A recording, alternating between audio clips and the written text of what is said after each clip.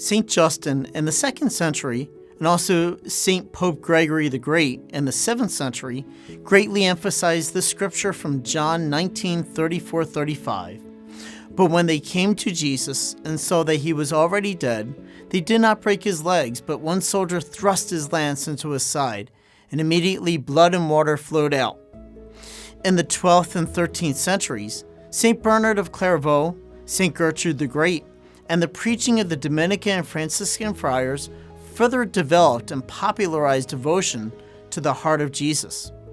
St. Margaret Mary Alacoque, over a period of 18 months between 1673 and 1675, had visions of Jesus, which eventually prompted formal, universal devotion to the Sacred Heart of Jesus throughout the Church. He asked for a feast to be instituted in honor of his Sacred Heart, a request that was fulfilled 75 years after St. Margaret Mary's death. The devotion to the Heart of Mary was initially developed by St. Anselm and St. Bernard of Clairvaux in the 12th century. In the 15th century, St. Bernardine of Siena became known as the Doctor of the Heart of Mary, thanks to his extensive writing on Mary's heart. In the 17th century, St. John Eudes renewed the devotion and has been called the Father of the Devotion. In 1830, Mary revealed to St. Catherine Labouré the image of the miraculous medal. Jesus appeared to her in visions, mourning the indifference of humanity and his great love for them. He asked her to create a devotion to make up for this indifference by her own love, especially by the practice of receiving Holy Communion on the first Friday of every month, and devoting an hour to Eucharistic adoration every Thursday, during which she was to meditate on his agony in the Garden of Gethsemane.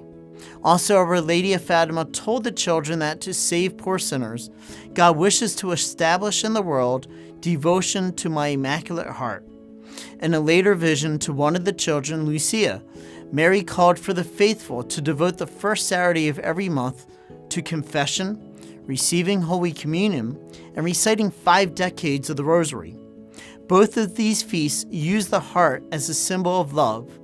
In the case of the Sacred Heart of Jesus, the emphasis is on God's love and mercy.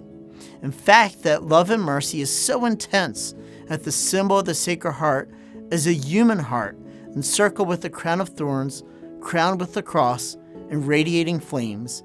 This is how much Christ loves us.